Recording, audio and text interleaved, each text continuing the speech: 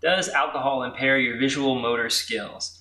2 randomly selected groups of 20 people were given either alcohol to drink or placebo, and they then had their visual and motor skills tested. Those who drank alcohol made an average of 4.3 errors with a standard deviation of 2.5 errors. Those who drank the placebo made an average of 1.7 errors with a standard deviation of 0.7 errors. Use a 2% significance level to test the claim. Let me underline that phrase. To test the claim that there is a difference between the two groups. So it's a hypothesis test, and they go on to tell us that we do not want to assume equal variances. So do not assume equal variances. That's important because that means that we're going to be working with a small sample size problem where we cannot assume equal variances, and we're going to be comparing 2 independent groups here. Okay, so with that in mind, let's begin the process. It's clearly a hypothesis test, so the first thing I should do is express the claim symbolically. So let me go ahead and do that first. So the claim here is going to be that there is a difference between the 2 groups. So the first group they mention here in my summary here, it says those who drank alcohol made an average of. So I'm going to use the mean here, the first one, to be the mean for the alcohol group. And then I'm going to do the mean for the placebo group after that. And then at that point, I'm going to put the symbol in between it that's implied by the claim. So it says test the claim that there is a difference. Well, if they were the same, they would be equal, right? So the statement that there's a difference means that they are not equal. Okay, so that's my claim expressed symbolically. From there, what I want to do is to go ahead and write the HO and HA.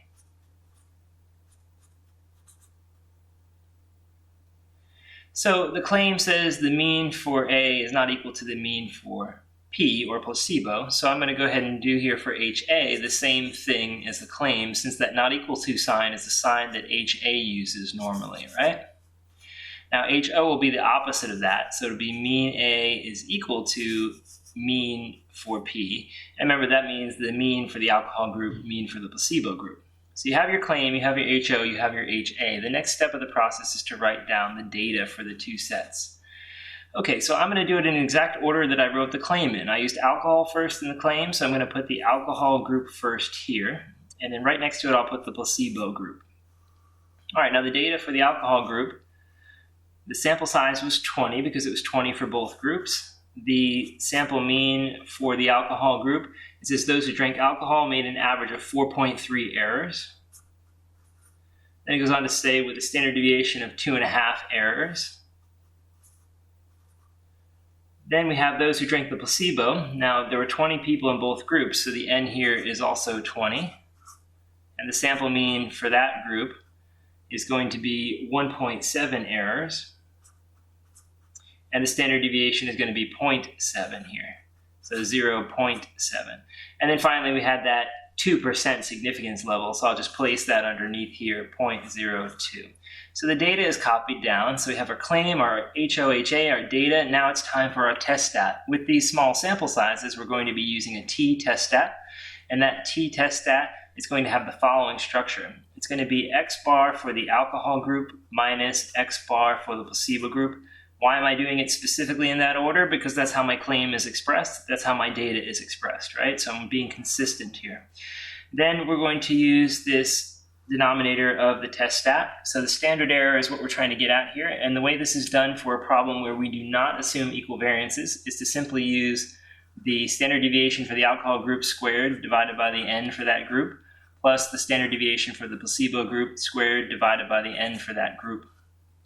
All right, and then from there, once we work that out, we'll go on to get our critical value. So let's tackle the top part of this first. We're going to have 4.3 minus 1.7. Then we're going to divide by the square root of 2.5 squared divided by the N, which is 20, plus the 0.7 squared divided by 20.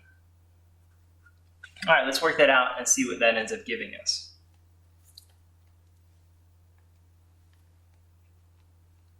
So there's my calculator, and let's go ahead and put those numbers in. I'm going to do the whole thing at once. I'll do 4.3 in parentheses minus 1.7, close that up, hit divide by, and then I'm going to enter the square root next. So the square root of 2.5 squared divided by 20 plus 0.7 squared divided by 20. All that's in my calculator, and I hit enter and I get 4.48 basically, 4.48. So approximately 4.48. Okay, so that is my test stat for the problem.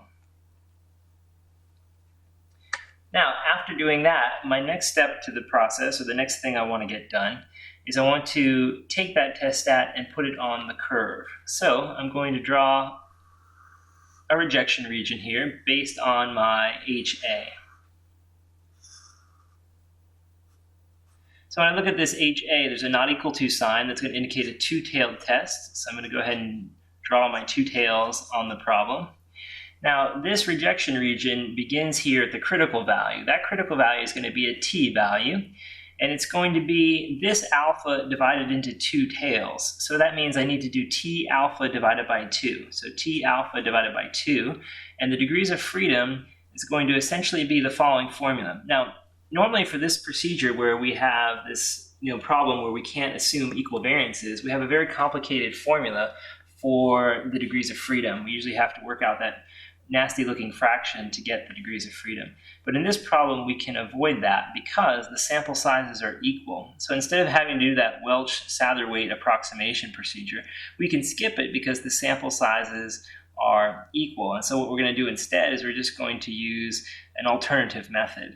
It's not that the Welch-Satterthwaite method is wrong, it's just that it's so much work that it's not justified here. When the sample sizes are very close to one another or exactly equal to one another, you can use this alternative method. And that alternative method is to simply basically add these two guys together, these two sample sizes together, and subtract 2. So in other words, degrees of freedom here will be n1 plus n2 minus 2. And that's a much easier formula to work with. All right, so for this particular problem, what that's going to be for us then is it's going to be t.01, comma, 20 plus 20 minus 2. And again, we're only allowed to use this degrees of freedom because the sample sizes are the same here.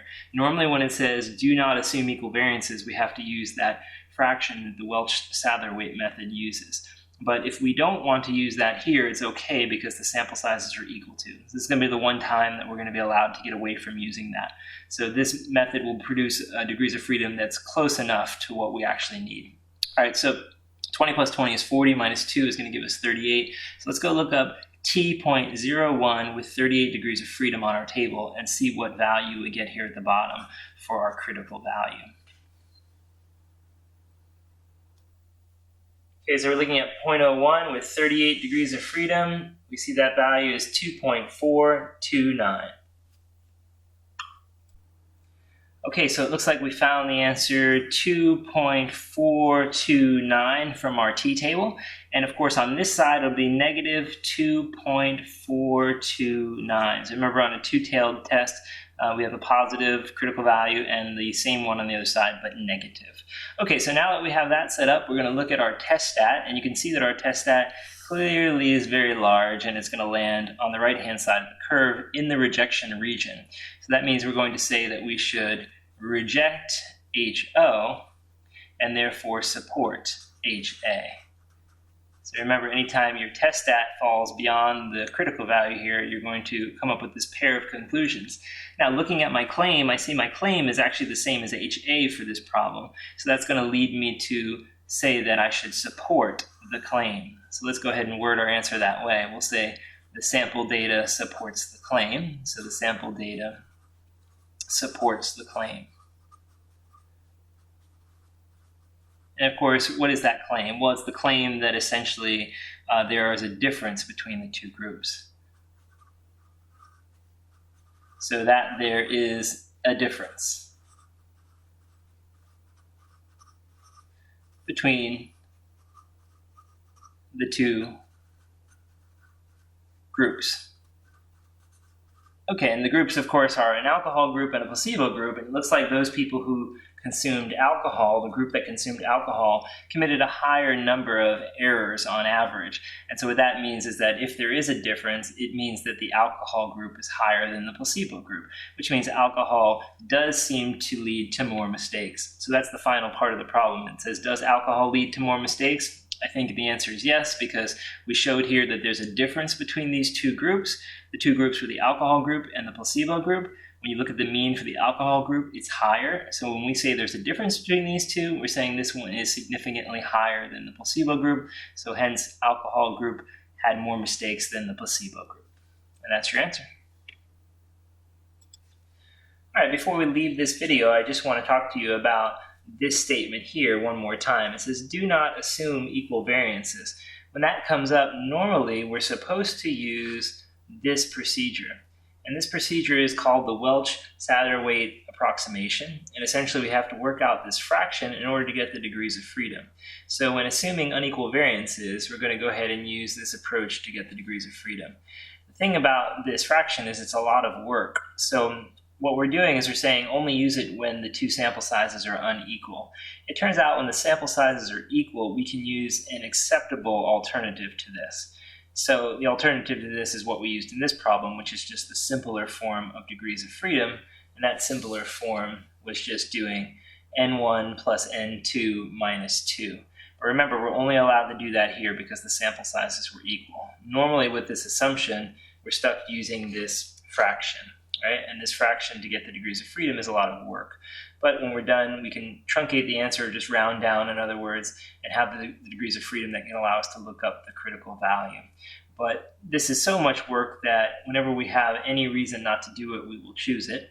Software uses this always, but software can do the work for you, so it's not a big deal. If you're doing it by hand yourself, though, just use that shortcut when the sample sizes are the same.